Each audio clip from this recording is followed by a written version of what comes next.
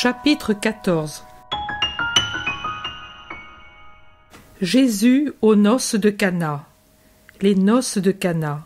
Je vois une maison, une vraie maison orientale, un cube blanc plus large que haut, avec de rares ouvertures surmontées d'une terrasse qui sert de toit et est entourée d'un muret de 1 mètre environ et ombragée par une tonnelle de vigne qui grimpe jusque-là et étend ses rameaux au-delà du milieu de cette terrasse ensoleillée.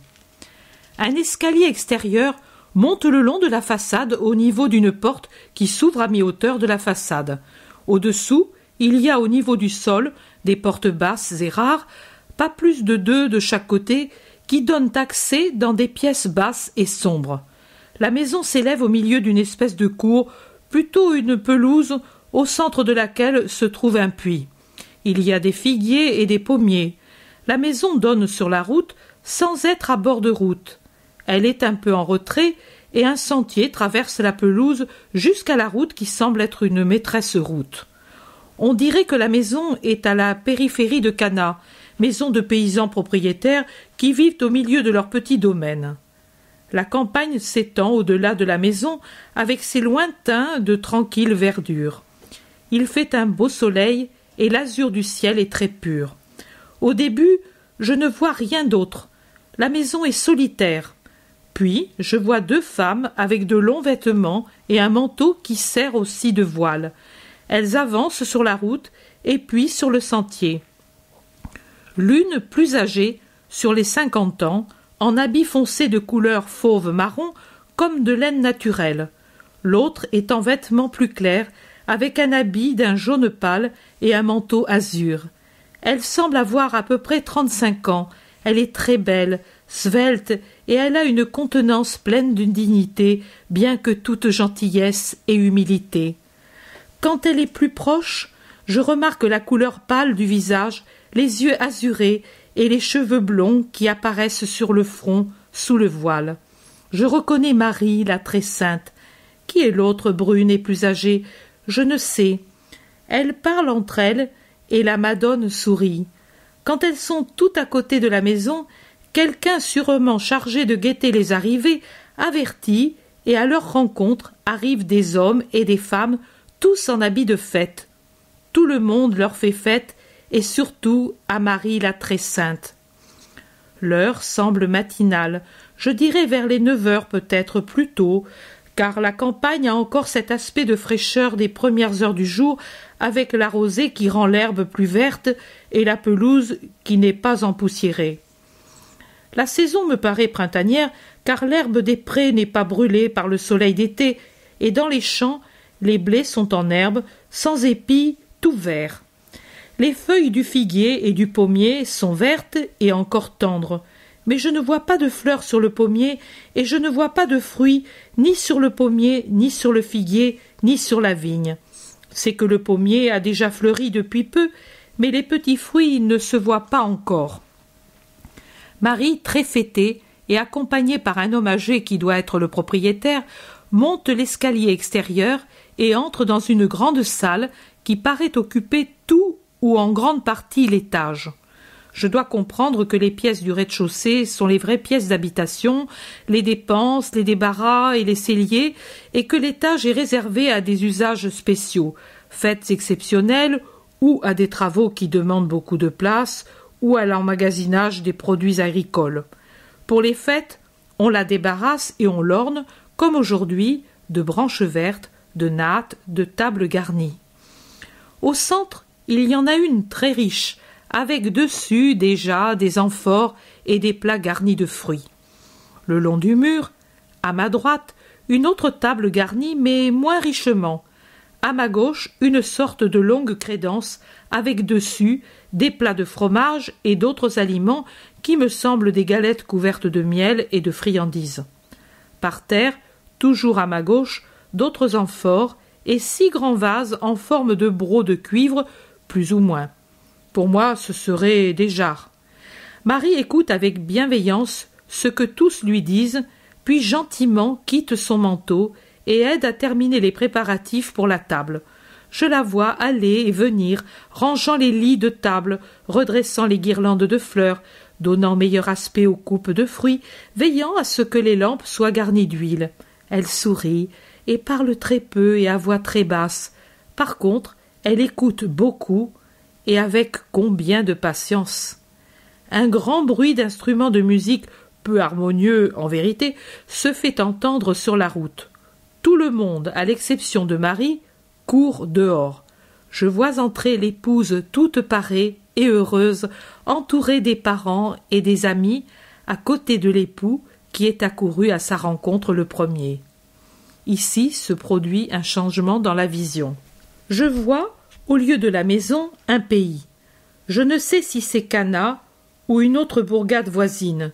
Je vois Jésus avec Jean et un autre qui pourrait être Jude Thaddée, mais pour ce second, je pourrais me tromper. Pour Jean, je ne me trompe pas. Jésus est vêtu de blanc et a un manteau azur foncé. En entendant le bruit de la musique, le compagnon de Jésus demande un renseignement à un homme du peuple et en fait part à Jésus. « Allons faire plaisir à ma mère, dit Jésus en souriant, et il se met en route à travers les champs avec ses deux compagnons dans la direction de la maison. J'ai oublié de dire mon impression que Marie est ou parente ou très amie des parents de l'époux, car je les vois en grande confidence. Quand Jésus arrive, le veilleur habituel prévient les autres. Le maître de maison, en même temps que son fils, l'époux et que Marie, descend à la rencontre de Jésus et le salue respectueusement. Il salue aussi les deux autres et l'époux fait la même chose. Mais ce qui me plaît, c'est le salut plein d'un amoureux respect de Marie à son fils et réciproquement. Pas d'épanchement, mais un tel regard accompagne les paroles de la salutation. La paix avec toi, et un tel sourire qui vaut 100 baisers et 100 embrassements. Le baiser tremble sur les lèvres de Marie, mais elle ne le donne pas. Elle pose seulement sa petite main blanche sur l'épaule de Jésus et effleure une boucle de sa longue chevelure, une caresse d'une pudique énamourée. Jésus monte à côté de sa mère, suivi des deux disciples et du propriétaire, et il entre dans la salle de réception où les femmes s'occupent à ajouter des sièges et des couverts pour les 3 hôtes qu'on n'attendait pas, me semble-t-il. Je dirais que la venue de Jésus était incertaine et celle de ses deux compagnons absolument imprévue. J'entends distinctement la voix pleine, virile, très douce du maître dire en entrant dans la salle « La paix soit dans cette maison et la bénédiction de Dieu sur vous tous. Salut cumulatif à toutes les personnes présentes et plein de majesté. Jésus domine tout le monde par sa stature et son aspect. C'est l'hôte et inattendu, mais il semble le roi de la fête plus que l'époux, plus que le maître de maison. Tout en restant humble et condescendant, c'est lui qui en impose. Jésus prend place à la table centrale avec l'époux, l'épouse, les parents des époux et les amis plus influents. Aux deux disciples, par respect pour le maître, on donne des sièges à la même table. Jésus tourne le dos au mur où sont les jarres. Il ne les voit donc pas, ni non plus l'affairement du majordome autour des plats de rôtis qu'on amène par une trappe auprès des crédences. J'observe une chose. Sauf les mères des époux et Marie, aucune femme ne siège à cette table. Toutes les femmes se trouvent, et elles font un grand bruit, à la table le long du mur. On les sert après les époux et les hôtes de marque. Jésus est près du maître de maison et en vis-à-vis Marie qui est à côté de l'épouse. Le repas commence et je vous assure que l'appétit ne manque pas et encore moins la soif. Deux mangent et boivent peu, ce sont Jésus et sa mère qui aussi parlent très peu. Jésus parle un peu plus, mais tout en parlant peu, il n'est dans sa conversation ni renfrogné ni dédaigneux. C'est un homme courtois, mais pas bavard. Quand on l'interroge, il répond, s'intéresse à ce qu'on lui dit et donne son avis, mais ensuite se recueille en lui-même comme quelqu'un habitué à la méditation. Il sourit, mais ne rit jamais. S'il entend quelque plaisanterie trop aventurée, il fait celui qui n'entend pas. Marie se nourrit de la contemplation de son Jésus, et aussi Jean, qui est au bout de la table et reste suspendu aux lèvres de son maître. Marie s'aperçoit que les serviteurs parlottent avec le majordome et que celui-ci est gêné, et elle comprend qu'il y a quelque chose de désagréable. « Fils, dit-elle doucement en attirant l'attention de Jésus avec cette parole, « Fils, ils n'ont plus de vin. »« Femme, qu'y a-t-il désormais entre moi et toi ?» Jésus, en disant cette phrase, sourit encore plus doucement, et Marie sourit, comme deux qui savent une vérité qui est leur joyeux secret que tous les autres ignorent. Marie ordonne aux serviteurs « Faites ce que lui vous dira ». Marie a lu dans les yeux souriants de son fils l'assentiment voilé d'un grand enseignement pour tous les appelés. Et Jésus ordonne aux serviteurs « Emplissez d'eau les cruches ». Je vois les serviteurs remplir les jarres de l'eau apportée du puits. J'entends le grincement de la poulie qui monte et descend le seau qui déborde.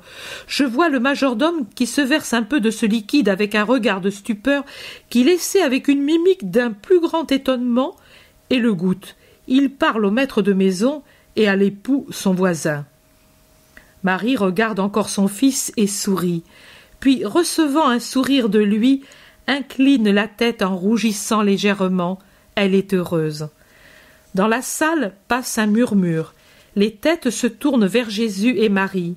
On se lève pour mieux voir. On va vers les jarres. Un silence, puis un chœur de louange à Jésus. Mais lui se lève et dit une seule parole. « Remerciez Marie !» Et puis il quitte le repas. Sur le seuil, il répète « La paix à cette maison et la bénédiction de Dieu sur vous !»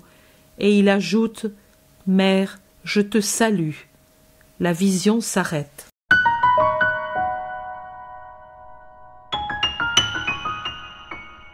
L'intérêt pour les écrits de Maria Valtorta ne cesse de grandir. Et les fruits récoltés, vocation, conversion, sont immenses. Visionnaire de la vie du Christ, de la conception de Marie jusqu'au début de l'Église, sa description des personnages, de leur psychologie, la précision des lieux où ils évoluent, des coutumes et mœurs de l'époque, est proprement sidérante et à ce jour inégalée.